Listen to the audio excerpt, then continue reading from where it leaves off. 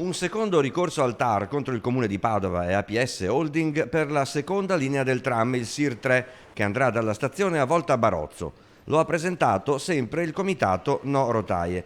L'intento è quello di sospendere la determina di approvazione della conferenza dei servizi, la delibera di approvazione del progetto e l'adozione della variante per la nuova linea tranviaria da parte del Comune. Il Comitato rileva anche che alla provincia non sono stati inviati tutti i documenti per la valutazione di impatto ambientale. In particolare mancano dei pareri positivi, tra cui quello dei Vigili del Fuoco, che sono molto importanti, nel senso non c'è il parere perché non hanno potuto nemmeno poterlo valutare, non gli è stato mandato nulla. C'è un parere anche del settore verde che non è stato mandato alla VIA per la valutazione di impatto ambientale, ma è stato mandato da un'altra parte dove ci sono delle prescrizioni importanti che a giorni metteremo in rete.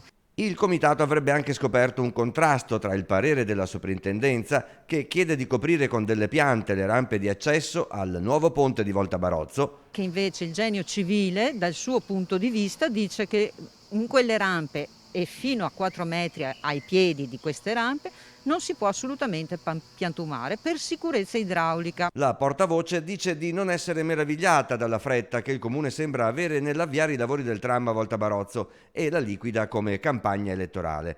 Quello che conta, dice, è che venga rispettata la legge. Comunque la valutazione di impatto ambientale deve essere assolutamente rifatta perché non ci si può basare su quella che è stata fatta nel 2004.